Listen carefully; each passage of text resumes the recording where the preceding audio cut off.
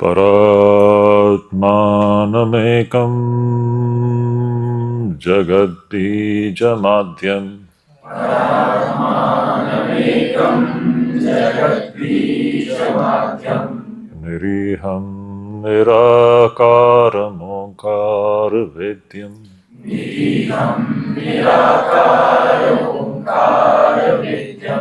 यतो जायते पाल्यते येन विश्वम्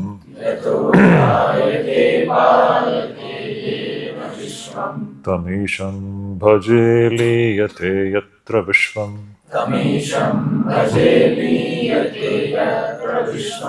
सहना भवतु सहनौ भुनक्तु सह वीर्यं करवावहै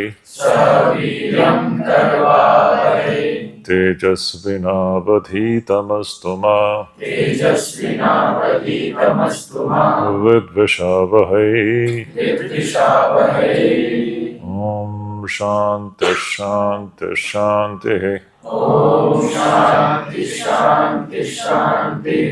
हरि ओम। तो देखो, आज के दोपहर के सत्र में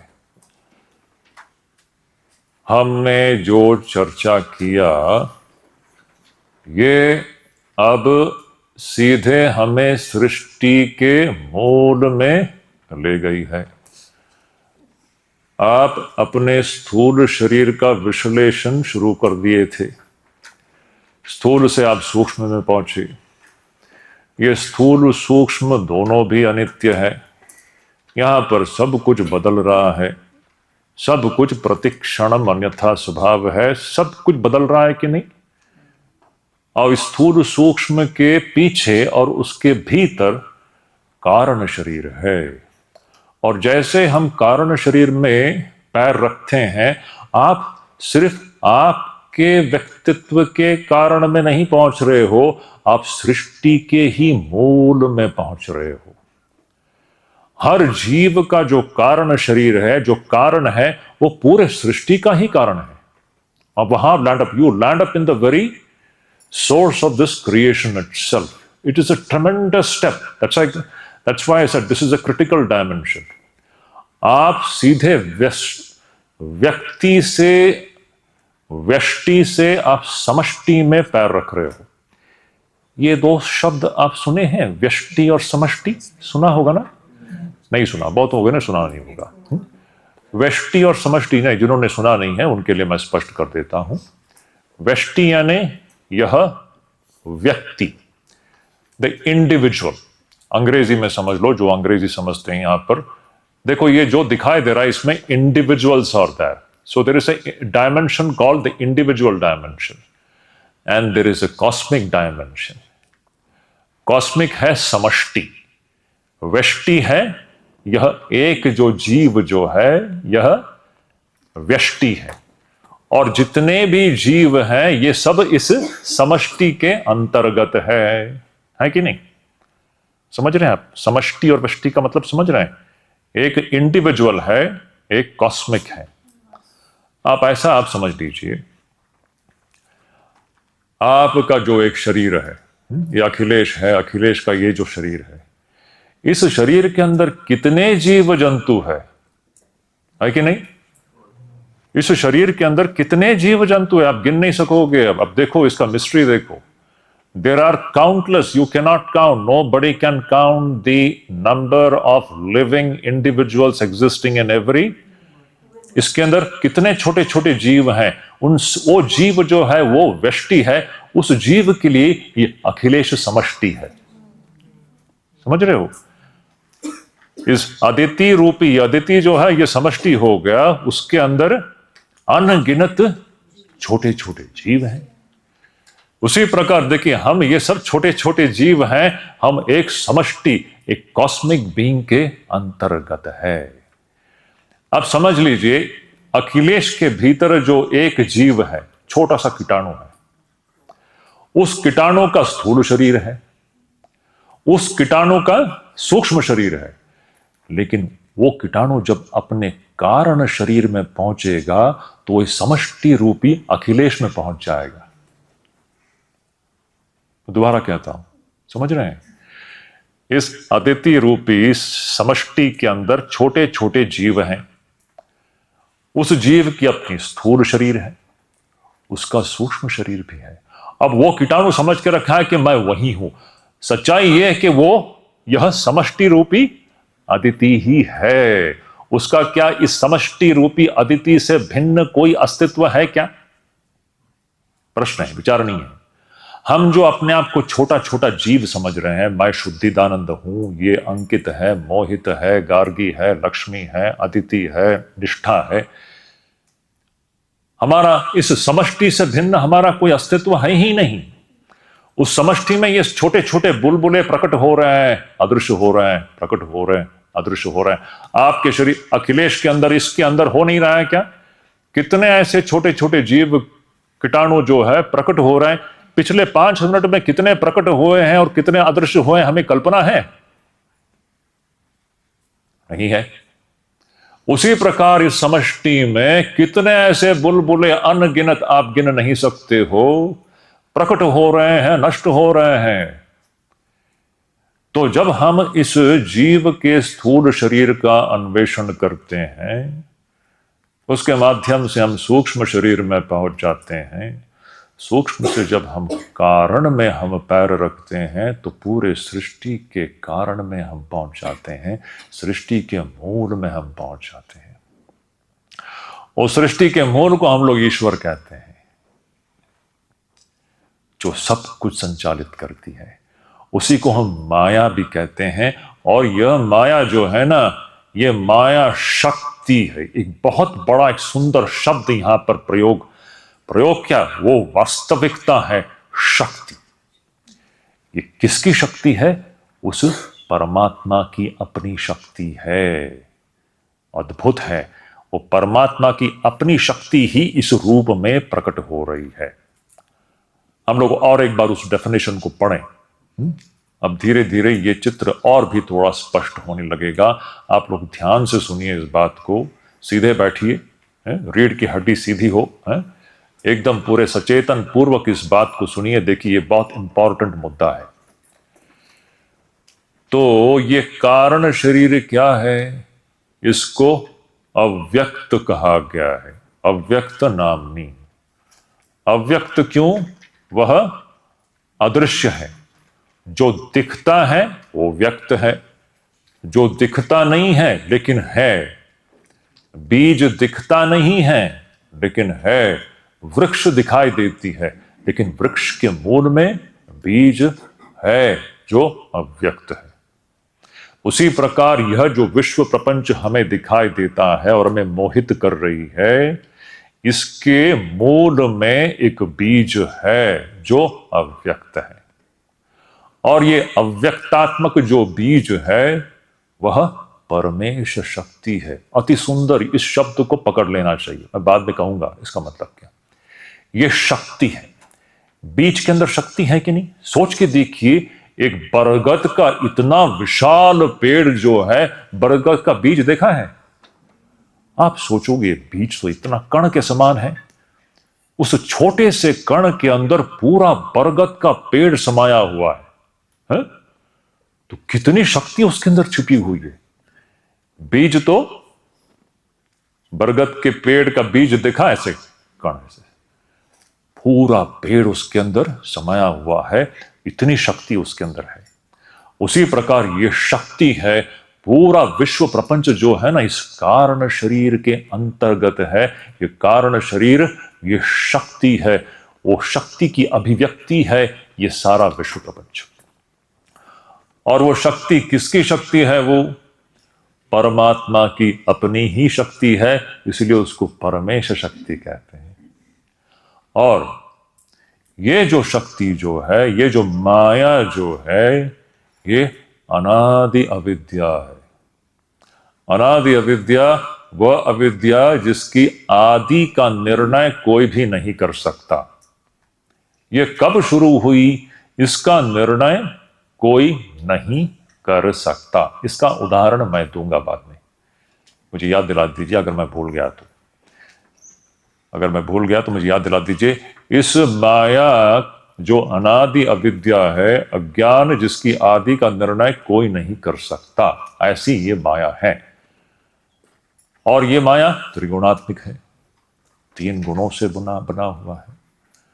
माया 3 गुणों से बना हुआ है, इसके लिए उसका ये सारा, ये सब माया का ही कार्य है ना। माया कारण है, हम कारण शरीर को समझने का प्रयास कर रहे हैं। माया कारण है, माया त्रिगुणात्मिक है, इसीलिए माया का जो कार्य है वह भी त्रिगुणात्मिक है। माया का कार्य क्या है? माया का कार्य क्या है? ये पूरा विश्व प्रपंच जो भी दिखाई दे रहा है, ये सब माया का कार्य है, माया कारण है। तो कारण त्रिगुणात्मिक है तो कार्य भी त्रिगुणात्मिक है। यहां सब कुछ त्रिगुणात्मिक ही है, ये 3 गुणों का खेल चल रहा है। कारण त्रिगुणात्मिक होगा तो कार्य भी त्रिगुणात्मिक ही होगा। ये सारा विश्व प्रपंच त्रिगुणात्मिक है। तो ये जो माया जो है वह अनादि विद्या है, त्रिगुणात्मिक है, और वो श्रेष्ठ है। किससे श्रेष्ठ है? माया तो कारण है, अपने ही कार्य से वह श्रेष्ठ है। माया का कार्य क्या है? माया का कार्य क्या है? माया का कार्य क्या है? जरा जोर से बोलिए, कॉन्फिडेंटली बोलिए। क्या डाउट है क्या? तो मुंह खोल के बोलिए, माया का कार्य क्या है? माया, ये जगत का मूल क्या है? माया का कार्य क्या है? जगत का कारण क्या है? माया का कार्य क्या है? जगत का कारण क्या है? ये संबंध पहले बिठा लीजिए। डाउट है? कारण त्रिगुणात्मिक होगा तो कार्य भी त्रिगुणात्मिक होगी, है ना। तो माया अनादि विद्या है, त्रिगुणात्मिक है, और वह माया जो कारण है वो श्रेष्ठ है। किससे श्रेष्ठ है? अपने कार्य से श्रेष्ठ है। कारण सब समय कार्य से श्रेष्ठ होता है कि नहीं? कोई शंका? कार्य सब समय स्थूल होती है और कारण सूक्ष्म होता है। पेड़ जो है स्थूल है कि नहीं, लेकिन पेड़ का बीज सूक्ष्म है। और पेड़ श्रेष्ठ है या बीज श्रेष्ठ है? बीज श्रेष्ठ है। बीज के बगैर पेड़ आ सकता है? नहीं आ सकता है। पेड़ में तो अनंत, बीज में अनंत शक्ति, पूरा पेड़ जो है उस बीज के अंदर अंतर्निहित है कि नहीं? तो बीज श्रेष्ठ है। तो परा, परा शब्द आता है ना उस डेफिनेशन में, त्रिगुणात्मिका परा। ये कारणात्मक जो माया जो है, पूरे विश्व प्रपंच का जो कारणात्मक माया जो है वह श्रेष्ठ है। किससे श्रेष्ठ है? अपने ही कार्य से श्रेष्ठ है। माया का कार्य क्या है? जगत का कारण क्या है? माया। और ये माया जो है, कारण शरीर हम लोग जो पढ़ रहे हैं, यह कार्यानुमेय है। कार्यानुमेय का क्या मतलब है? कार्य से हम कारण का अनुमान लगा सकते हैं। कार्य क्या है? कार्य क्या है? कार्य क्या है? इस जगत प्रपंच को देख करके जो कार्य है, हम उसका कारण का अनुमान लगा सकते हैं। इसके मूल में कुछ है, वो हमको पता नहीं है। ये ऋषि लोग ही हमको बता सकते हैं, शास्त्र ही हमें बता सकती है। सो इस कार्यात्मक जगत को देख करके हम उस कारण जो माया है उसका हम अनुमान लगा सकते हैं। सो इसलिए कार्यानुमेय है। इसी माया, इसी को, इसी कारण, इसी शक्ति को महापुरुषों ने, ऋषियों ने सुधियैव माया, सुधीजन ऋषियों ने इसी शक्ति को, इस कारण शरीर को ही माया करके संबोधित किया है। ये माया है, माया। और ये माया क्या है? यया जगत सर्वम इदम प्रसूयते, जहां से इस पूरे विश्व प्रपंच की प्रसूति होती है। जिस प्रकार कोई माता अपने गर्भ से संतान को प्रसव कराती है, उसी प्रकार ये पूरा विश्व प्रपंच जो है माया रूपी गर्भ से इसकी प्रसूति होती है। इसीलिए अब मैं उस विषय में बाद में आऊंगा। अब जो भी इस माया की वस्तु स्थिति होगी वही जगत की भी वस्तु स्थिति है। क्यों?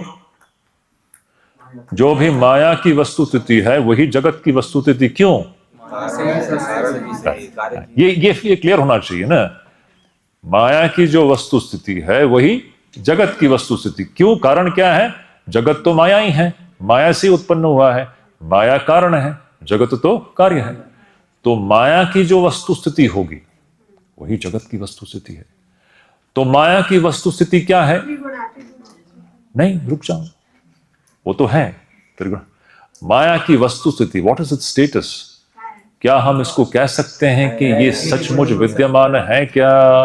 रुक जाइए, ये वस्तु स्थिति की बात है। त्रिगुणात्मिक तो है, माया त्रिगुणात्मिक है, लेकिन माया के विषय में आप क्या ऐसे कह सकते हो कि ये है, ये सत्य है, ऐसा कह सकते हो क्या? अच्छा, माया के विषय में ये सत्य है ऐसा कहने का मतलब क्या है? जगत के विषय में आप ऐसा कह सकते हो क्या ये सत्य है? क्योंकि जगत और माया का संबंध क्या है ना? जो भी माया की वस्तु स्थिति होगी वो जगत की वस्तु स्थिति होगी। तो माया के विषय में हम ऐसा कह सकते हैं, या जगत के विषय में क्या हम ऐसा कह सकते हैं कि ये सत्य है, ये विद्यमान है? ऐसा हम नहीं कह सकते। अच्छा, उसका मतलब क्या वो विद्यमान नहीं है? ऐसा भी हम नहीं कह सकते। और दोनों एक साथ कह सकते हैं क्या? परस्पर विरोधी है, वो भी नहीं हो सकता। तो हम इस जगत को हम क्या कह सकते हैं? महाद्भुतम अनिर्वचनीय। इसके विषय में हम कुछ कह ही नहीं सकते हैं। ये एक ऐसी अनुभूति है, ऐसी एक वस्तु की अनुभूति है जो सच्चाई में विद्यमान नहीं है, लेकिन विद्यमान सा हमें प्रतीत होता है। इसके उदाहरण हमने देखे हैं, दोबारा हम देखेंगे। इसको अभी अच्छी तरह से हमारे मन में इसको अंकित करना पड़ेगा। अंकित कौन है यहाँ पर? अंकित है ना? अंकित को पकड़ना पड़ेगा, इसको हमारे अंतःकरण में, हमारे हृदय में इसको अंकित करना पड़ेगा। ये ऐसी एक अद्भुत अनुभूति है, ऐसी एक वस्तु की अनुभूति है जो वास्तविक में न होते हुए भी हमें अनुभव हो रहा है। तो इसके विषय में हम यह नहीं कह सकते कि ये विद्यमान है, तो क्या विद्यमान नहीं है? ऐसा भी नहीं कह सकते। क्या कहोगे इसके बारे में? महाद्भुतम अनिर्वचन। दूसरा मुद्दा, ये माया जो है ये ब्रह्म से भिन्न है क्या? ऐसा भी हम नहीं कह सकते। क्यों नहीं कह सकते? ऋषियों की अंतिम अनुभूति यह है, यहां एकमेवाद्वितीय ब्रह्म से भिन्न कुछ है ही नहीं, हो ही नहीं सकता। यहां द्वितीय वस्तु हो ही नहीं सकता। यह परम सत्य है। सभी ऋषियों की जो अनुभूति है उपनिषदों में, परम अनुभूति क्या है? यहां ब्रह्म से भिन्न, ब्रह्म से अतिरिक्त कुछ हो ही नहीं सकता, असंभव है। तो फिर ये माया क्या कोई द्वितीय भिन्न वस्तु है क्या ब्रह्म से? ऐसा तो नहीं हो सकता। तो ये ब्रह्म से भिन्न नहीं हो सकता, तो फिर क्या ब्रह्म से अभिन्न है, ब्रह्म से एक रूप है? ऐसा भी हम इसको नहीं कह सकते, क्योंकि माया ऐसा एक अद्भुत चीज है जो कि चली जाती है। अगर ब्रह्म से अभिन्न हो तो कैसे संभव है? ब्रह्म तो सब समय विद्यमान है और माया तो चली जाती है। तो ब्रह्म के साथ माया अभिन्न है ऐसा भी हम नहीं कह सकते हैं, भिन्न है ऐसा भी नहीं कह सकते हैं। तो क्या कहेंगे इस माया के बारे में? अच्छा, माया ब्रह्म से भिन्न है, इसका तात्पर्य क्या है? जगत ब्रह्म से भिन्न है क्या? यह प्रश्न है। चलो, हम जब भी माया के साथ जगत को जोड़िए, क्योंकि माया और जगत का संबंध क्या है? माया और जगत का अभिन्न संबंध है। इसको गांठ मार दीजिए पहले। जगत और माया का अभिन्न संबंध है।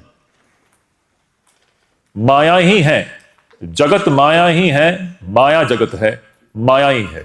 ये हम जो भी देख रहे हैं ये माया है, जिसको हम जगत कह रहे हैं। तो ये जो जगत जो है, जो माया है, ये जगत क्या ब्रह्म से भिन्न है क्या? ये बड़ा यही है, ब्रह्म सत्यम जगत मिथ्या, जीव ब्रह्मैव न परा, जगत ब्रह्मैव न परा। आप जीव के साथ जगत को जोड़ लीजिए उसमें। मैं आऊंगा, ये अभी अत्यंत ये गूढ़, ये परम सत्य तक पहुंच रहे हैं हम लोग। We are touching the now climax. तो माया ब्रह्म से भिन्न है, इसका तात्पर्य क्या है? क्या जगत ब्रह्म से भिन्न है? क्या जगत नाम का कोई भिन्न वस्तु, ब्रह्म से भिन्न वस्तु विद्यमान है? ब्रह्म एक वस्तु है और दूसरा जगत है, ऐसा है क्या? हो ही नहीं सकता। ब्रह्म से भिन्न कोई द्वितीय जगत नामक कोई वस्तु है ही नहीं, हो ही नहीं सकता। तो फिर क्या जगत जो है वो ब्रह्म से अभिन्न है क्या? ऐसा भी नहीं हो सकता, क्योंकि जगत तो चला जाता है, ब्रह्म तो सब समय विद्यमान है। तो जगत जो है, जो माया है, यह ब्रह्म से भिन्न भी नहीं है, अभिन्न भी नहीं है। तो क्या कहें इस जगत के बारे में, क्या कहें इस माया के बारे में? महाअद्भुतम अनिर्वचनीय। क्या सुंदर है! ये शंकराचार्य जी की अतुलनीय प्रस्तुतिकरण है। इस अद्भुत अनिर्वचनीय चीज को कितने सरल ढंग से बताते हैं, यह अद्भुत है। पूरे इतिहास में शंकराचार्य के विषय में स्वामी विवेकानंद कहते हैं, ऐसा डेफिनेशन हमें कहीं और नहीं मिलता माया के विषय में। फिर तृतीय जो पॉइंट है, माया क्या अंग युक्त है? ऐसा भी नहीं कह सकते। क्यों? माया तो अनादि है। अनादि मतलब जिसकी आदि ही नहीं है। सच्चाई में यह है कि माया अद्भुत ऐसा एक चीज है जो कभी शुरू हुई नहीं, अनादि है ना। अब जो चीज शुरू हुई नहीं, उसका अंग कैसे हो सकता है? तो उसका मतलब क्या है? माया के अंदर कोई अंग हो ही नहीं सकता, अनादि है।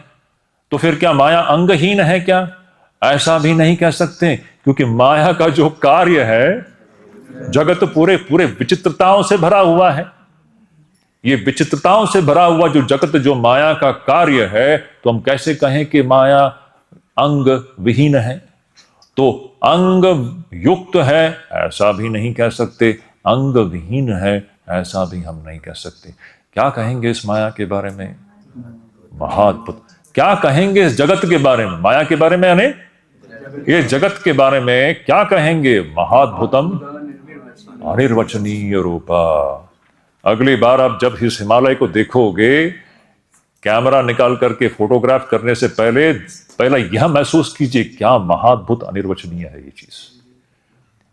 ये हम कुछ ऐसा वस्तु देख रहे हैं जो वास्तविक रूप में विद्यमान नहीं है, लेकिन दिखता है, सब कुछ ऐसा है। इसके उदाहरण ले लीजिए एक करके, हम लोग दोबारा रिवाइज कर लेते हैं, क्योंकि इसको हमें अच्छी तरह से हमारे दृष्टि में इसको अंकित करना होगा, तभी हम सत्य में प्रतिष्ठित होंगे। Is it not so interesting? Is it not? अब देखिए, मरुमरीचिका का जो उदाहरण हमने देखा पहले, रेगिस्तान में दिखने वाला जो मरुमरीचिका है, जो मृगतृष्णिका है, क्या कहोगे उस जल के विषय में? क्या आप ऐसा कह सकते हो कि वहां पर जल विद्यमान है, जल सत्य है, ऐसा कह सकते हो क्या? नहीं कह सकते हो, क्योंकि जब आपको यह समझ में आएगा कि यह मरुमरीचिका है, तब जल दिखते हुए भी आपको पता होगा वहां एक बूंद जल नहीं है, वहां सिर्फ रेगिस्तान, वहां सिर्फ रेत मात्र है। मैं दोबारा कहता हूं, जब आपको यह समझ में आएगा कि यह मरुमरीचिका है, यह समझ में आने से पहले तक तो हमको जल दिखता है, और जल के प्रति हमारी सत्यत्व बुद्धि होती है, उस जल के प्रति हमारी सत्यत्व बुद्धि होती है कि वो जल सत्य है, और जब तक वह है हमको जल सत्य सा लग रहा है। लेकिन जब हमको ऐसा लग रहा है कि जल सत्य है, उस परिस्थिति में भी क्या जल सत्य है क्या?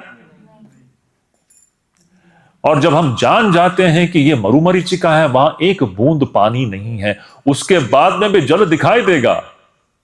ऐसा नहीं है जल अदृश्य हो रहा है, उसके बाद में भी आपकी इंद्रियों को जल दिखाई देगा, लेकिन आपका बोध क्या होगा? वहां एक बूंद जल नहीं है, ये दिखता है लेकिन है नहीं, वहां रेत मात्र ही है। क्या कहोगे इस मरुमरीचिका के विषय में? आप यह नहीं कह सकते हो कि वो विद्यमान है। तो क्या विद्यमान नहीं है? विद्यमान नहीं है ऐसा भी नहीं कह सकते हो। महाअद्भुत अनिर्वचनीय है। ऐसे एक वस्तु की अनुभूति है जो वास्तविक रूप में विद्यमान नहीं है। द्वितीय पॉइंट, क्या आप यह कह सकते हो कि वो जो जल जो रेत के ऊपर दिखाई दे रहा है, वह रेत से भिन्न है, ऐसा हम कह सकते हो क्या? क्योंकि रेत से अतिरिक्त तो वहां कुछ है ही नहीं, लेकिन दिखता है, तो रेत से भिन्न है ऐसा कह सकते हो? नहीं कह सकते हो। रेत से अभिन्न है ऐसा कह सकते हो? नहीं कह सकते हो। तो क्या है? महाअद्भुतम अनिर्वचनीय। समझ रहे हो? सर्प और रज्जू का उदाहरण ले लो आप। हम चलते वक्त रात के धुंधले संध्या समय का जो धुंधला प्रकाश होता है, उस वक्त आप रास्ते में कुछ पड़ा हुआ देखते हैं। सच्चाई है कि वहां रस्सी पड़ा हुआ है, लेकिन आप जब उसको देखते हो आपको पता नहीं है वो रस्सी है, आपको फिर लगता है कि वहां सर्प है। अब जब तक आपको पता नहीं है, अज्ञान, तो ये जब तक आपको पता नहीं है आपको लगता है यहां सर्प है। अब सर्प की सृष्टि कहां से हुई? अज्ञान से हुई कि नहीं? ये अज्ञान ही माया है, ये अज्ञान ही माया है। सर्प जो वास्तविक में वहां पर विद्यमान न होते हुए भी आपको जो लगता है कि यहां सर्प है, इसके मूल में क्या है? अज्ञान मात्र ही है। ये अज्ञान को ही माया कहते हैं।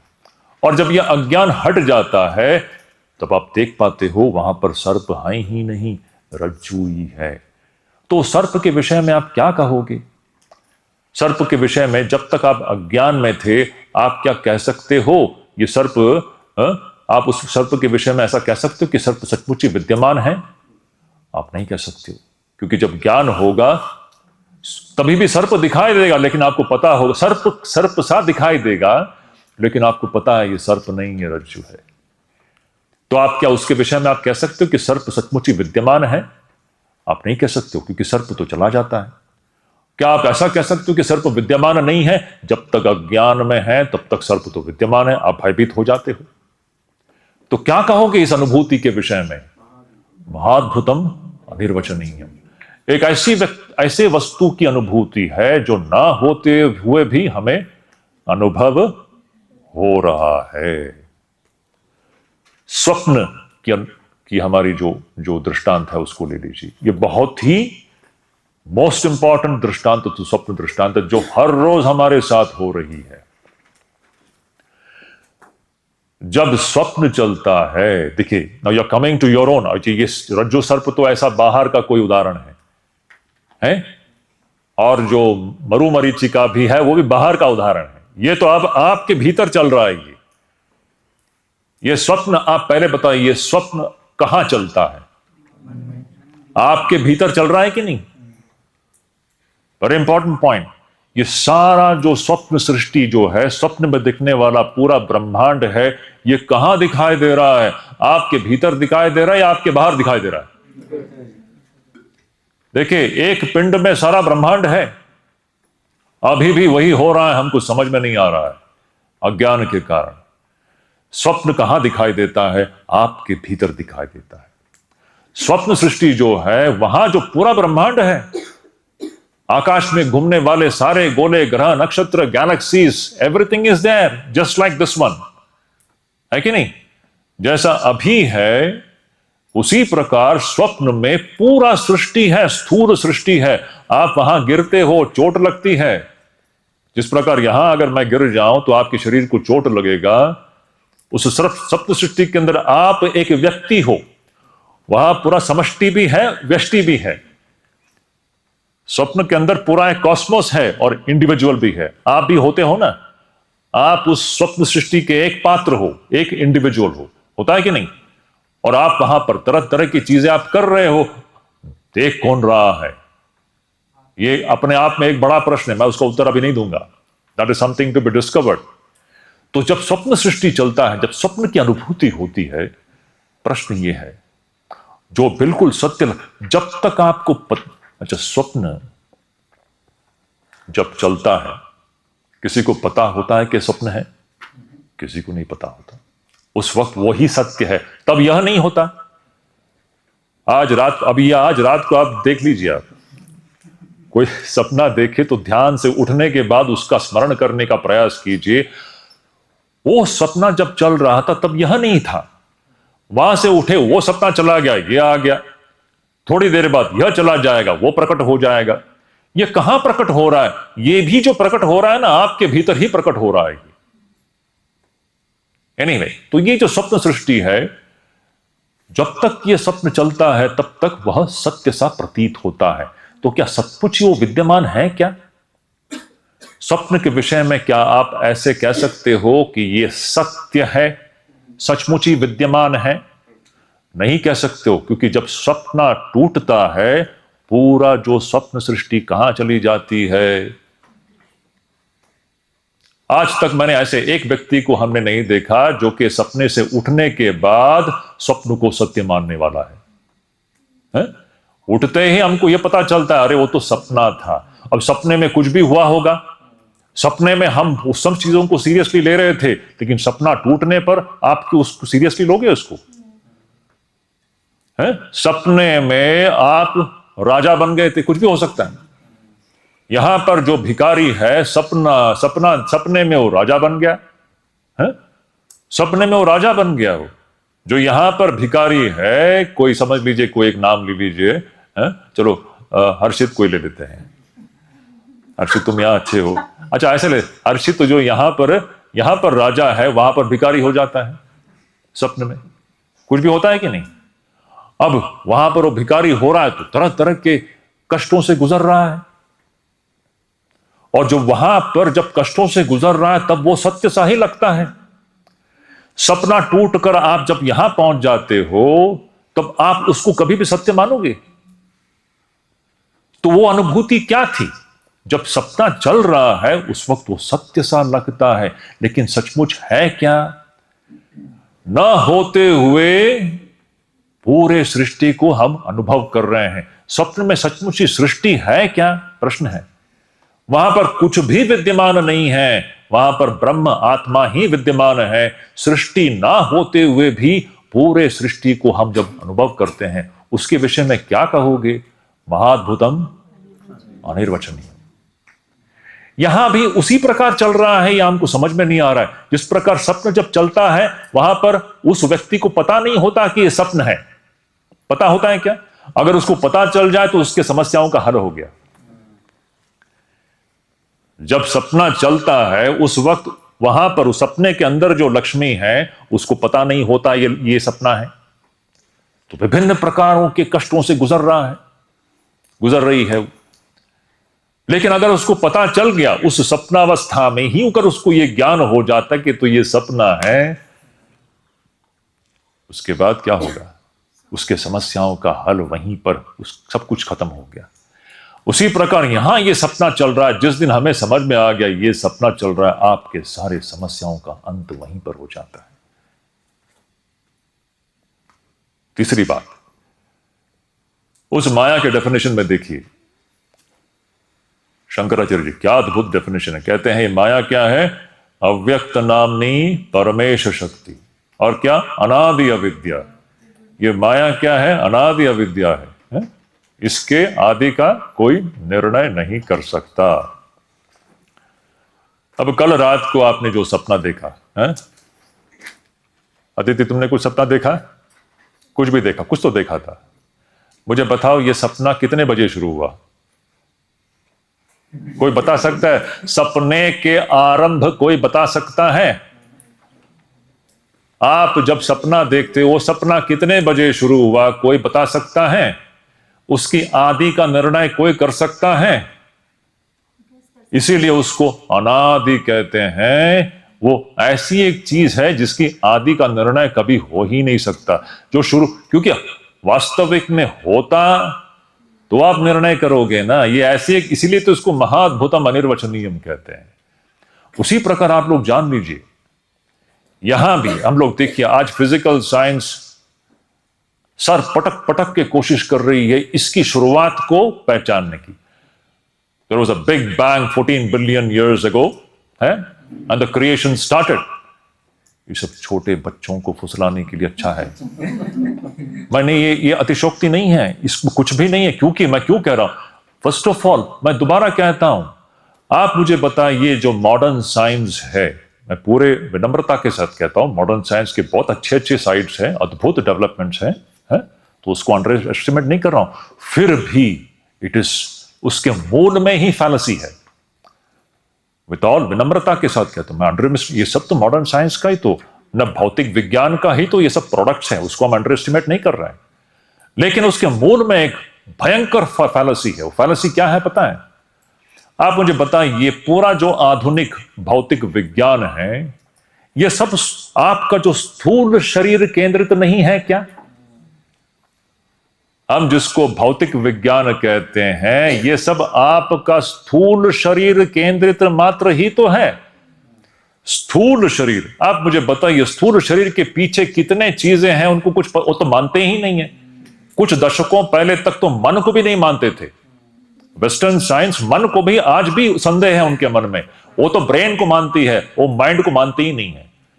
वो तो माइंड को कहेंगे ये तो ब्रेन क्रिएट कर रही है माइंड। सब उल्टा है वहां पर। ब्रेन क्रिएट्स द माइंड और दे इक्वेट माइंड विद ब्रेन। सब गड़बड़ है। हम तो बचपन से उसी में पढ़ करके हम इतने भ्रमित हो गए हैं, इसलिए हम सब कुछ उसी दृष्टिकोण से देखने का प्रयास करते हैं। ये मूल में ही एक ऐसा एक फैलेसी है, एरर है। प्रथम फैलेसी यह है कि आधुनिक विज्ञान सिर्फ स्थूल शरीर को लेकर के चलता है। उसको सूक्ष्म और कारण का कोई अंदाजा भी है क्या? अच्छा, स्थूल शरीर और इन स्थूल इंद्रियों से जो दिखाई देता है यही उसके लिए विश्व प्रपंच है। इसके बाहर ये तो एक बूंद भी नहीं है। ये बूंद का भी अगर हम 1,00,000 छोटा भाग करें तो उतना मात्र ही है जो हमको इंद्रियों से जो दिखाई देता है। हमारे शास्त्रों में तो चतुर्दश भुवनानि की बात है। There are 14 planes of existences, है ना? आप लोगों ने सुना होगा, भूर भुव स्व महाजन तप सत्य, और जो है अतल वितल रसातल सरातल महातल पाताल, ऐसे चतुर्दश भुवनानि। उसमें भूर लोग जो है ना, वही ये मनुष्य लोक है। ये सिर्फ one of the several planes of existences है। तो इस भूर लोक में बैठ करके कोई भौतिकवादी मटेरियलिस्ट है, वो गर्व करके कहता है कि मैं पूरे सृष्टि की शुरुआत का मैं निर्णय कर लूंगा। वो एक एक एक एक ग्रॉस वस्तु को तोड़ता है, मॉलिक्यूल्स तक पहुंचता है, मॉलिक्यूल्स को तोड़ता है, एटम्स तक पहुंचता है, एटम्स को तोड़ेगा, सब एटॉमिक पार्टिकल तक पहुंचेगा, उसको भी तोड़ेगा, कहीं नहीं पहुंचेगा। क्योंकि ये सारी चीजें सिर्फ इंद्रिय जगत के चीजें हैं। ये बेसिक फैलेसी है, इसको रिडक्शनिज्म कहते हैं। You are reducing everything to sensory data. The data which is investigated by physical science, it is all sensory data. Any doubt? Only whatever the senses reveal, that is what their investigation. You can break atoms after atoms and atoms. आप accelerator में डालिए, उसको तोड़िए, हैं? आप सिर्फ खेल रहे हो, बस पहुंचोगे कहीं नहीं। क्योंकि उसका बेसिक फैलेसी ये है, आप समझ रहे हो, जो इंद्रियों से, इस स्थूल शरीर द्वारा इंद्रियों से जो भी दिख रहा है, जगत इतना मात्र ही है। और इसकी शुरुआत की आप निर्णय करने में चले गए हो, और कुछ कुछ अंदाजा, ये थियरीज है। बिग बैंग हुआ था 14 बिलियन ईयर्स बैक। इसी को स्वामी विवेकानंद कहते हैं, this is scientific superstition. Scientist think that they are the most rational people, but this is the biggest superstition, to think that matter alone exist, to think that world is only this much, whatever the senses reveal. ये अपने आप में बहुत बड़ा एक superstition, इसके मूल में ही फैलेसी है। तो देखिए, इस सपने के शुरुआत का निर्णय कौन कर सकता है? उसी प्रकार यह भी सपना ही चल रहा है, इसके शुरुआत का निर्णय असंभव है। ये ऋषियों की वाणी है, once and for all times. ये लोग कितना भी हिसाब लगाते रहे, इनका हिसाब हर 6 महीने में बदलता है। ये अनादि है, माया अनादि है, जगत माया ही है। जगत अनादि है, ये अनादि है, अनंत है, ये चलता रहता है जब तक ज्ञान नहीं होता। ये अनादि अनंत है। ज्ञान होने पर पूरा चीज गायब हो जाता है। अगर सपने में जो वो व्यक्ति जो बैठा हुआ है, उसको अगर ज्ञान हो गया, अब बताओ कहां है स्वप्न सृष्टि? उसको ज्ञान जब होगा तो क्या होगा कि मैं आत्मा हूं, ये माया सृष्टि हमको दिखाई दे रही है, ये अनादि है, ये अद्भुत ऐसी एक अनुभूति, ऐसी एक वस्तु की अनुभूति है जो कि वास्तविक रूप में विद्यमान नहीं है।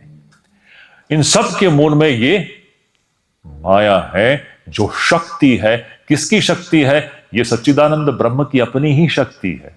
सच्चिदानंद ब्रह्म अपने ही शक्ति से अपने आप को ढक रही है, ढक करके एक अद्भुत दृश्य खड़ा कर रही है। अब आप कोई प्रश्न करोगे, ये सब करने की क्या जरूरत है? मुझे पता है बहुत लोगों के मन में आएगा। ये क्यों का प्रश्न नहीं है, ये वास्तविकता है। It is a statement of fact. Swami ji कहते हैं it is a maya is a statement of fact. माया क्या है? ये वस्तु स्थिति है। वस्तु स्थिति क्या है?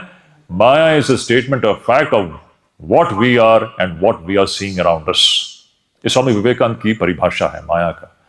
Maya is what? Maya is a statement of fact of what we are and what we are seeing around us. आज हम जो अपने आप को जीव रूप में पा रहे हैं, ये माया इसके मूल में है।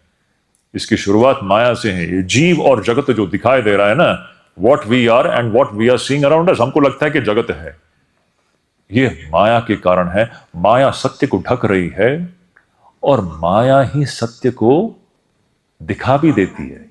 ये अभी हम दूसरा पक्ष में आने वाले हैं।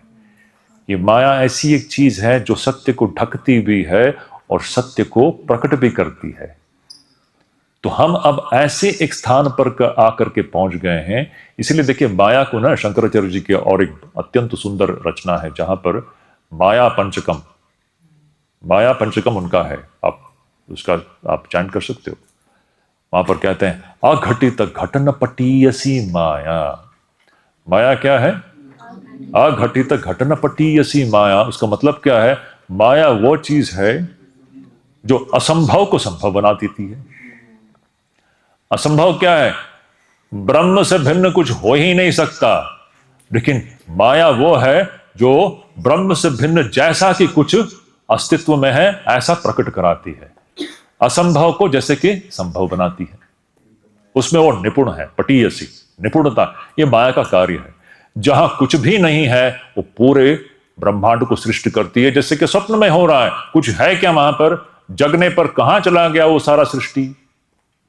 यहां पर भी बिल्कुल उसी प्रकार है। ये स्वप्न ही चल रहा है। कुछ ना होते हुए भी हमें ये सारा जो यहां, ये सब कुछ हमको सत्य सा लगता है। आप लोगों ने वो राम नाम चैंट किया होगा ना, यन माया वशवर्ति विश्वमखिलम ब्रह्मादि देवासुरा यत् सत्वाद अमृषैव भाति सकलम रज्जो यथा अहेर ब्रह्मः। आपने चैंट किया होगा ना उस दिन राम नाम के वक्त। राम नाम के वक्त उसमें एक जो स्टैंजा है ये है ना, यद माया वशवर्ती विश्वमखिलम। ये सारा जो विश्व प्रपंच है ये सब माया वशवर्ती है, सब माया के वश में है, सब माया के अंतर्गत है। यद माया वशवर्ती विश्वमखिलम ब्रह्मादि देवासुरा। यहां ब्रह्मा और जितने देव देवियां सब कुछ जितने नाम रूप हैं ये सब माया के अंतर्गत है। यद माया वशवर्ती विश्वमखिलम ब्रह्मादि देवासुरा यद सत्वाद, जिसके कारण ही अमृषैव भाति सकलम। अमृषा मतलब सत्य सा लगता है, मृषा यानी झूठ। जिसके माया के कारण जो झूठ है वो सत्य सा लगता है। यद सत्वाद अमृषैव भाति सकलम रज्जो यथा अहेर भ्रमः। जिस प्रकार रज्जु में सर्प हमको सत्य सा लगता है अज्ञान के कारण, उसी प्रकार ये पूरा जो विश्व जो है, प्रपंच जो है, जो वास्तविक में विद्यमान नहीं है, हमको लगता है कि सचमुच ये विद्यमान है। ये माया शक्ति का काम है। अब देखिए इस माया शक्ति का सबसे सुंदर प्रतीक, अब ये तो बुद्धि के पार चले गए ना, ये सब बुद्धि के पार चले गए। ये सब क्या है? ये सब परस्पर विरोधी चीज। ये सब लॉजिक रीजनिंग जो है ना, सच्चाई जो है उसके अंदर फिट नहीं बैठेगी। लॉजिक और रीजनिंग तो एक बहुत छोटा सा एक, वो तो स्थूल चीजों से जुड़ा हुआ है लॉजिक रीजनिंग। आप जब सूक्ष्म और कारण में जाओगे तो आज फिजिक्स भी यही बात करती है। आप सब एटॉमिक लेवल पे जाओगे, causality collapses, is it not? Today, physics is echoing the same idea which the rishis had told ages ago. Where is causality? Causality तो स्थूल स्तर पर चलता है। आप जितने सूक्ष्म में जाओगे ये causality सब कुछ ब्रेक डाउन हो जाता है। Breaking down of causality is the development of the modern physics today, और वो भी अत्यंत ही स्थूल ही है। आज फिजिक्स यही भाषा बोल रही है। आप सब एटॉमिक लेवल पे जब जाओगे तो सब कुछ अनसर्टन है, सारी सर्टनटी खत्म हो जाती है। अनसर्टनिटी प्रिंसिपल है ना, you cannot determine the position as well as the momentum of a particle at the same time. Either you know one, the other thing you're not knowing. And the particle is appearing in different places at the same time. It's all erratic. You have gone beyond the plane of logic and reasoning. The subatomic particle जो है वो एक ही समय में बहुत जगह पे दिखाई दे रहा है, एक ही पार्टिकल है, मनुष्य के बुद्धि के पार चले गया ना। ये फिजिक्स ये भाषा बोल रही है जो हमारे ऋषि अनादिकाल से बोलती आ रही है। आप जितने आप सूक्ष्म से कारण में जाओगे, ये सारा कॉजालिटी, उसके बाद में ये क्यों कैसे, आप आज फिजिक्स ये कैसे प्रश्न कर सकता है कि ये एक ही पार्टिकल 4 जगह पे कैसे दिखाई देता है? क्यों की बात नहीं है, वास्तविकता है, महाद्भुतम अनिर्वचनीय। ये बुद्धि से आप समझ नहीं पाओगे आप, लेकिन it's a matter of experience. Similarly यहां पर ये बुद्धि से आप ये क्यों ऐसा हो रहा है, ये प्रश्न हम अज्ञान में कर रहे हैं। ये प्रश्न जो उठता है ये क्यों, ये हम अज्ञान में कर रहे हैं। ज्ञान होगा तो देखोगे अरे स्वप्न सृष्टि है ही नहीं, तो क्यों का क्या प्रश्न है? आप स्वप्न में बैठ करके ये प्रश्न कर रहे हो, ये स्वप्न क्यों? लेकिन स्वप्न सृष्टि है क्या? स्वप्न के भीतर बैठ करके तुम ये प्रश्न पूछो, अरे मेरे साथ ये क्यों हो रहा है, या ऐसा क्यों हो रहा है? लेकिन सपना टूटता है तो बताओ, वो प्रश्न फिर निराधार हो गया ना, निरर्थक हो गया। जब तक स्वप्न चल रहा था, हम अज्ञान में थे, तब तक हमारे मन में यह प्रश्न उठता है ये क्यों। लेकिन जिस दिन यह सपना टूटेगा तब यह प्रश्न निरर्थक होगा कि नहीं, बताओ, निराधार होगा कि नहीं। यह है माया, अत्यंत ही गूढ़, ये ऐसी एक वस्तु स्थिति, it's a phenomenon, you can't, ये है, ये माया का ही ये सारा खेल चल रहा है। ये माया तो भेद, ये सृष्टि का भेद, ये सब माया की ही सृष्टि है। अब इसका सबसे सुंदर प्रतीक हमारे आंखों के लिए, अब ये तो एक एब्स्ट्रैक्ट आइडिया हो गया ना, बहुत एक्सट्रैक्ट हो गया है ना, जिसको हम समझने में बड़ा कठिन है। इसका सबसे सुंदर दृश्यमान प्रतीक, सबसे सुंदर, ये ऋषियों की अनुभूति है, ये ऋषियों का ही बनाया हुआ है। सबसे सुंदर दृश्यमान प्रतीक है काली। आप सोचेंगे मैं क्या बोल रहा हूं, काली का रूप देखा है ना। अब देखिए, हम लोग वो शक्ति का रूप, हम शक्ति की बात कर रहे हैं। अब इसी शक्ति की उपासना होती है विभिन्न रूपों में, क्योंकि ये शक्ति जो है ये जगत जननी है, ये जगत धात्री है कि नहीं। ये सारा विश्व प्रपंच आया कहां से? माया से, माया शक्ति से। इसको धारित कौन कर रही है? यही शक्ति धारित कर रही है कि नहीं। और इसका संहार भी कौन कर रही है? वही शक्ति कर रही। शक्ति ही सृष्टि कर रही है, शक्ति ही स्थिति उसको बचा के रख रही है, और वही शक्ति उसका संहार और नाश भी कर रही है।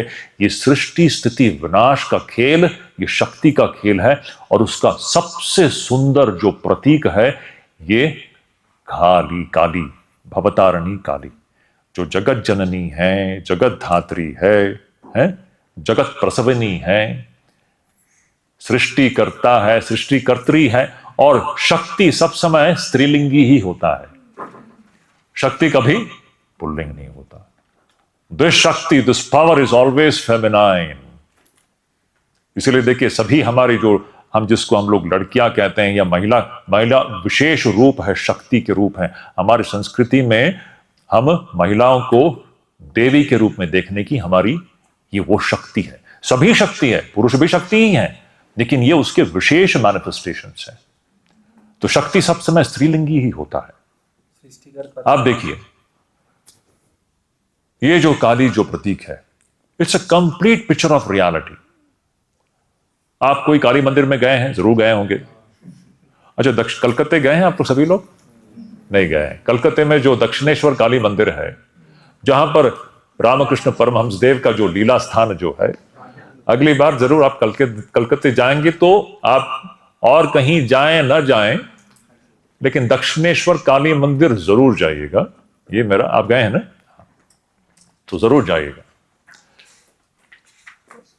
अब ये किसी भी काली मंदिर में आप गए होंगे तो आप देखेंगे, हम जब काली मंदिर में प्रवेश करते हैं हमको सामने दृश्यमान क्या है? एक निर्वस्त्र एक महिला खड़ी हुई है कि नहीं? काली तो निर्वस्त्र है, उसके बाल खुले हुए हैं, उसके 4 हाथ हैं, है? अब देखिए, वो काली खड़ी हुई है शिव के छाती के ऊपर। अच्छा, हमको तो आज पता है कि वो शिव जी के छाती के ऊपर खड़े हुए हैं। अगर किसी अनजान व्यक्ति को अगर आप काली के उस मूर्ति के सामने ले जाओ, हम जरूर कह सकते हैं कि उसका नजर शिव पे पड़ेगा ही नहीं, उसका नजर सिर्फ काली पर ही पड़ेगा। उसको पता भी नहीं चलेगा कि ये काली जो है ना, ये शिव के छाती पर खड़े हुए हैं। वो क्या प्रतीक है? ये काली जो है ना, शिव जो ब्रह्म है, वो ब्रह्म को ढक रही है। ये काली क्या है? अज्ञान है ना, अनादि अविद्या है, माया है। ये माया वह पर्दा है जो सत्य को ढकती है। वो शिव क्या है? वो ब्रह्म है, सच्चिदानंद ब्रह्म है। सच्चिदानंद ब्रह्म को ये काली जो है, काली यानी माया, माया यानी जगत, जगत माया एक हो गया ना, उसी का प्रतीक है। ये निर्वस्त्र जो महिला जो है, ये जगत क्या कर रही है? ब्रह्म रूपी सत्य को ढक रही है कि नहीं? इसके रहते हुए हमको ब्रह्म दिखाई नहीं देता, काली के रहते हुए शिव जी दिखाई नहीं देते। शिव जी जैसे कि ढक गए हैं, जो काली उसके सामने खड़ी हुई है। और यहां जो भी चल रहा है, ये सब काली का उसका नृत्य चल रहा है, उसका नृत्य कर रही है। 4 हाथ हैं और वो ब्रह्म रूपी पर ब्रह्म में शिव जी के छाती पर जैसे कि वो नृत्य कर रही है। अब देखिए, ये सारा जो यहां पर जो चल रहा है, जैसे कि हम लोग पहले दिन से हम लोग कह रहे हैं, इस क्षण कितने बुलबुले प्रकट हुए और कितने बुलबुले नष्ट हुए, मुझे बताइए आप। ये काली का नृत्य चल रहा है, the dance of creation, preservation and destruction. सृष्टि स्थिति प्रलय का यह यहां पर नृत्य चल रहा है, काली शक्ति का नृत्य चल रहा है। कोई शंका?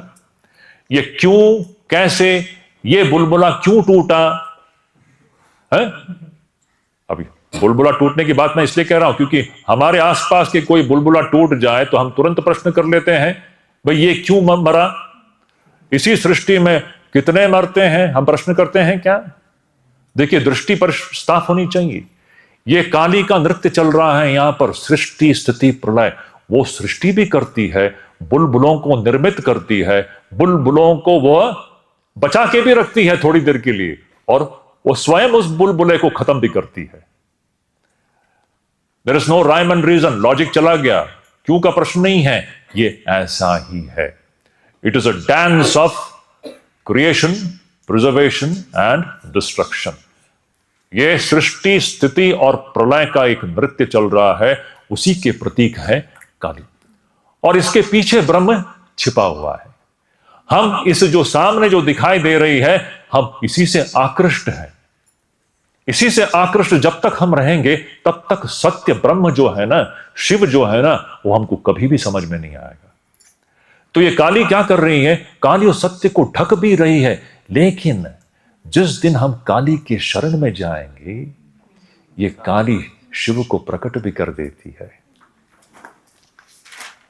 मैं दोबारा कहता हूं, जिस दिन हम इस शक्ति के शरण में जाएंगे, काली के शरण में जाना है नहीं, इस माया शक्ति के शरण में जिस दिन हम जाएंगे, अब यहां भक्ति आ गई, अद्वैत विचार अब भक्ति में पहुंच रही है। अति सुंदर, यही सही भक्ति है। आप सृष्टि के मूल में जा रहे हो ना, सृष्टि के मूल में तो यही शक्ति है। सृष्टि के मूल में नहीं, सृष्टि तो शक्ति ही है, ये सृष्टि की ही अभिव्यक्त दशा है। मूल में तो यही शक्ति है, यही शक्ति ईश्वर है। जब आप इस शक्ति के शरण में जाओगे, इस काली के शरण में जाओगे, तो यही काली जो अब तक सत्य को ढक के रखी हुई थी, वो सत्य को प्रकट भी कर देती है। आप लोगों ने वो भगवान शंकराचार्य जी का जो अन्नपूर्णा स्तोत्रम सुना होगा। अन्नपूर्णा, नित्यानंद करी, वरा भय करी, सौंदर्य रत्ना करी, वगैरह वगैरह वगैरह, है ना। निर्धूताखिल घोर पावन करी, प्रत्यक्ष माहेश्वरी। उसमें एक पंक्ति आता है अति सुंदर, मोक्ष द्वार कपाट पाटन करी, काशीपुराधीश्वरी, भिक्षाम देहि कृपावलंबन करी माता अन्नपूर्णेश्वरी। ये माता अन्नपूर्णा क्या, ये सब एक ही शक्ति। अभी यही शक्ति वो अन्नपूर्णा भी है, काली भी है, सरस्वती भी है, लक्ष्मी भी है। अब देख लीजिए हमारी हिंदू संस्कृति क्या है। ये जितने मंदिर हैं ये सब शक्ति की उपासना हो रही है। जितने नाम रूप हैं वो सब ये माया ही सृष्टि करती है। समझ रहे हैं आप? अब जितने मंदिरों में ये सब जो जितने भी पूजा वगैरह हो रहे हैं ये किसकी उपासना है? इसी महामाया शक्ति की, क्योंकि इसके अनुग्रह के बगैर आप सत्य को जान नहीं पाओगे। यह सत्य को ढकती भी है और सत्य को प्रकट भी करती है। जब वो सत्य को प्रकट करती है उसको हम लोग अनुग्रह कहते हैं, अनुग्रह, कृपा। जब माया जो है सत्य को जब ढकती है, हम अज्ञान में हैं, हम कष्ट में हैं। जब शास्त्र की कृपा से, गुरु की कृपा से, गुरु बताते हैं कि देखो भाई आप यहां जाओ, इसके शरणापन हो, जब आप इस माया शक्ति उसके शरणापन होते हो तो माया स्वयं दरवाजा खोल देती है और आपका जो आत्मस्वरूप है वह प्रकट हो जाता है। इसका एक सुंदर उदाहरण हमको देते हैं। रामायण में जब प्रभु राम वनवास के लिए चले गए तो राम जी गए हैं, राम जी के पीछे पीछे लक्ष्मण हैं, सीता जी हैं। तो वहां जंगल में ये तीनों जंगल में भटक रहे हैं, चल रहे हैं। सामने राम जी हैं, राम जी के पीछे मां जानकी है और मां जानकी के पीछे लक्ष्मण जी है। सीधे एक कतार में लोग चल रहे हैं। अब लक्ष्मण जी को बहुत व्याकुलता होती है राम को देखने की, लेकिन बीच में सीता जी खड़ी हैं। देखिए प्रतीकात्मक है, ये सब प्रतीकात्मक है। सीता वो शक्ति है। सीता जैसे कि राम को ढक रही है, लक्ष्मण जीव है आप और हमारी तरह। जीव सत्य को जानना चाहता है, आत्मा को पहचानना चाहता है, ब्रह्म को जानना चाहता है। जब वो व्याकुल होता है, जब तक सीता बीच में है, ये जो लक्ष्मण है ना वो राम को देख नहीं पाएगा। लेकिन जब सीता जान जाती है कि लक्ष्मण बहुत व्याकुल हो रहा है राम को देखने के लिए, तो स्वयं वो हट जाती है।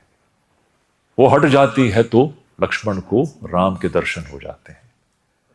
उसी प्रकार ये जीव जब व्याकुल होगा, सत्य कि ये हम लोग यहां बैठे किसके लिए? आपको पता नहीं, आपको लग रहा होगा कि हम लोग आपके गांभीर्य समझ रहे हैं इसका, ये क्या हो रहा है यहां पर। अगर आज हमारे मन में थोड़ी सी भी स्पष्टता आ रही है तो जान लीजिए ये शक्ति स्वयं करा के दे रही है आपके अंतःकरण में। इसके द्वारा, इस शास्त्र पाठ के द्वारा अगर थोड़ी सी भी स्पष्टता आ गई हो या आ रही है, ये उसी की अनुग्रह है। वो स्वयं ये करा रही है, इसी को हम लोग अनुग्रह कहते हैं। समझ रहे हैं? आज आपके अंतःकरण में थोड़ी सी भी स्पष्टता अगर, थोड़ी सी भी, वो उसी की हुई है। हमारा कुछ भी नहीं है इसमें, हम कुछ भी नहीं है। ये पहली बात है। सारा अहंकार जो है इसको हम साइड में रख दे। हम है, ये जीव है ही क्या? वो तो वास्तविक रूप में है ही नहीं ना, फिर भी हमारा अहंकार है, हम अपने आप को बहुत बड़ा समझते। ये जीव है ही क्या? अगर खोजो तो जीव चले जाते हैं, ईश्वर प्रकट हो जाते हैं। जीव के अंदर खोजो तो जीव चला गया है, ईश्वर प्रकट हो गए। सृष्टि को खोजो तो सृष्टि चली गई, ईश्वर प्रकट हो जाते हैं। तो ये है, तो ये काली ऐसा है ना, ये काली ऐसी है, यह सत्य को ढक रही है, शिव को ढक रही है। वो उसका नृत्य चल रहा है यहां पर, सृष्टि स्थिति प्रलय का नृत्य चल रहा है। और यह काली को पगली कहा गया है। यह पागल महिला है ना, ऐसा ही है उसका वर्णन। पागल क्यों? अब कोई किसी व्यक्ति को हम पागल कब कहेंगे? जब उसका बिहेवियर रैशनल नहीं होता है ना, तभी तो पागल कहते हैं ना। If somebody's behavior is not rational, it doesn't fit into a rational behavior, irrational. पागल लोग कैसे टोटली irrational होते हैं ना, कुछ भी करते हैं, मतलब रीजनिंग के हिसाब से anyone who crosses the bounds of rationality, we stamp that person to be पागल, है कि नहीं? काली को पागल कहते हैं। क्यों? वो बुद्धि के परे की चीज है, वो हमारे लॉजिक से चलने वाला नहीं। आप पूछोगे काली ऐसा क्यों करते हैं, ये अब अज्ञान में पूछ रहे हो।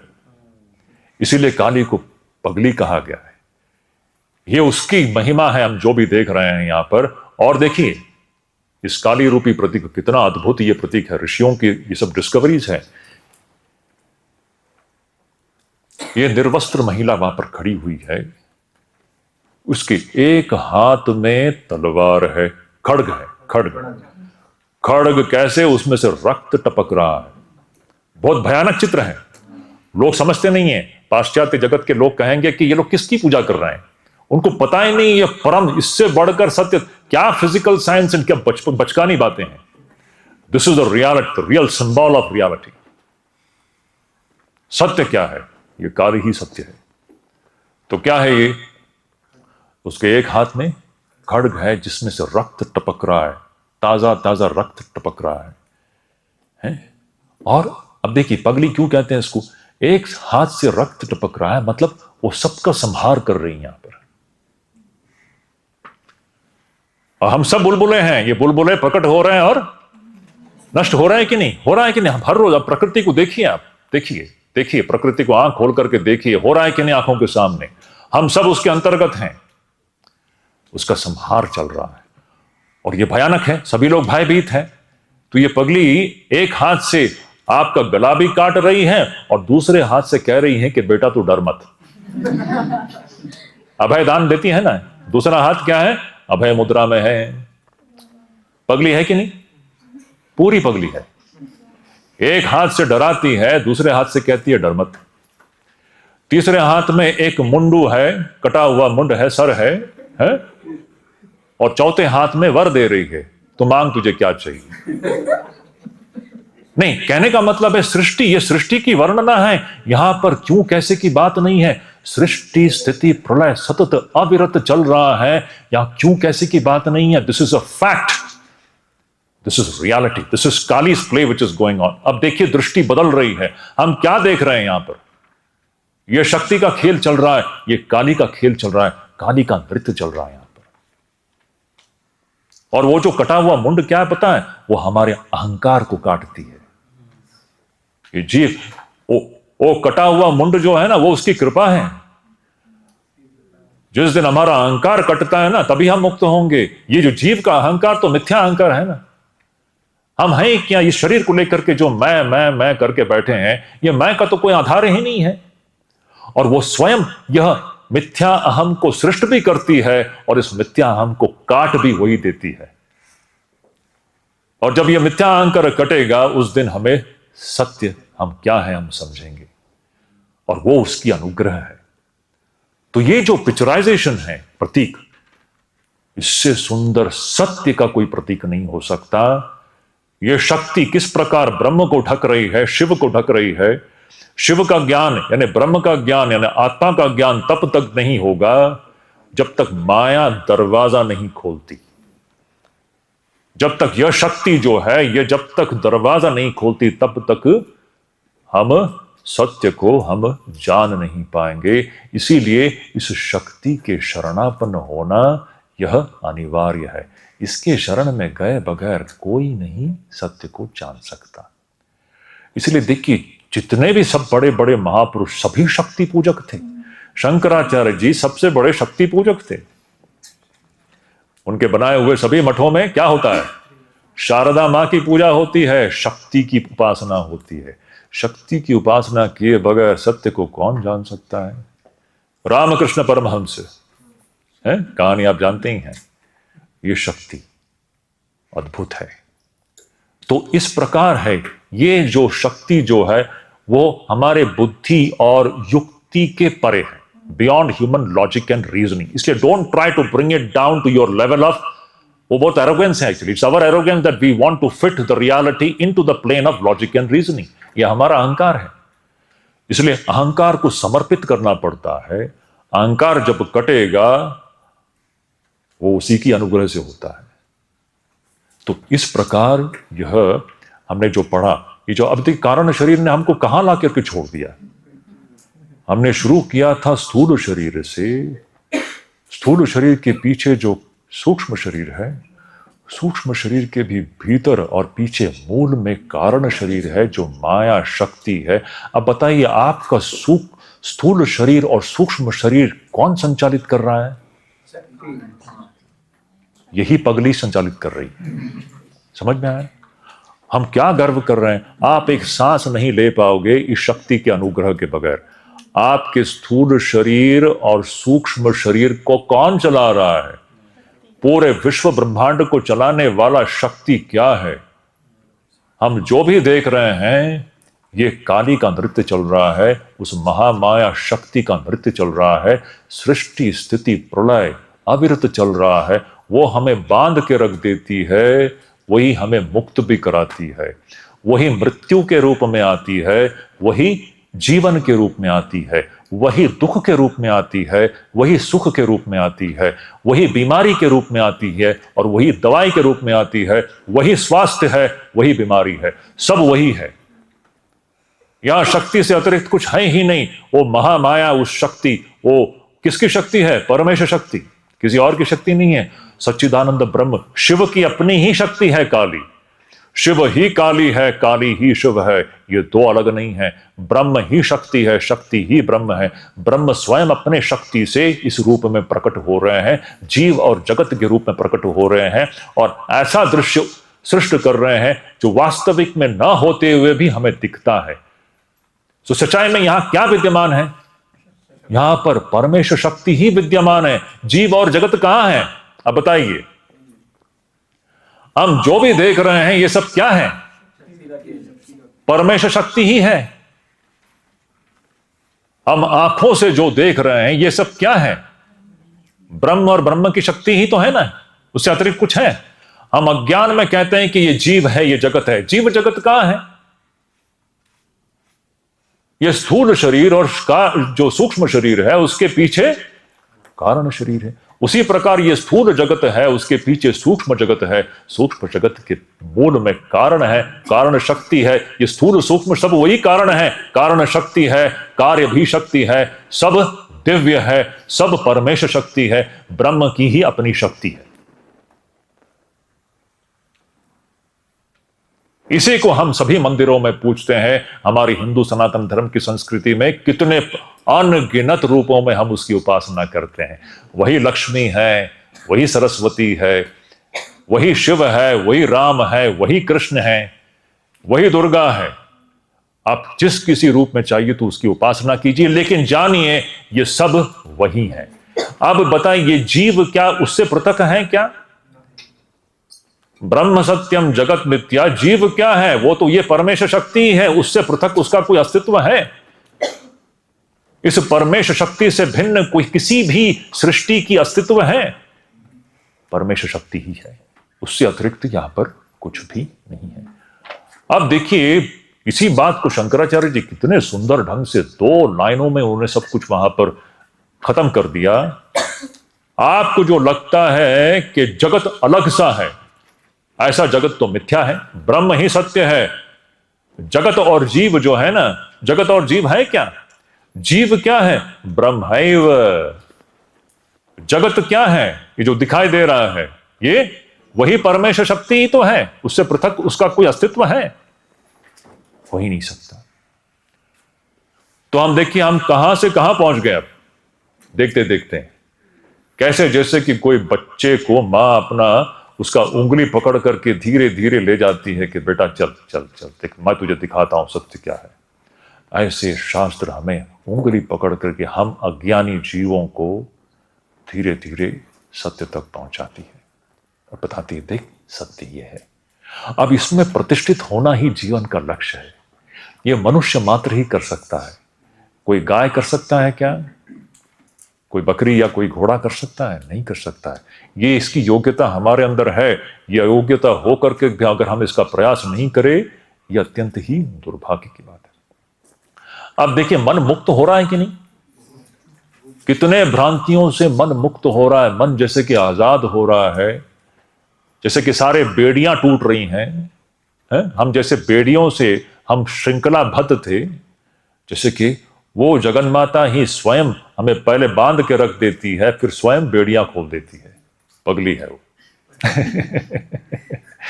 ये सच्चाई है। तो और कोई प्रश्न नहीं होगा, मैं प्रश्न नहीं लेने वाला हूं। आप इसमें आप सोचिए। आप नो क्वेश्चंस। हम लोग यहीं पर इसको समाप्त करते हैं। आज आप इसमें डूबिए, इसको, अपने मन को, ये हमने जो पढ़ा इसमें डुबो दीजिए, जान लीजिए सत्य क्या है।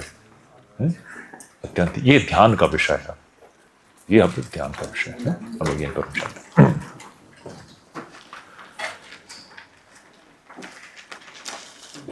ओम शांति शांति शांति। हरि ओम तत्सत।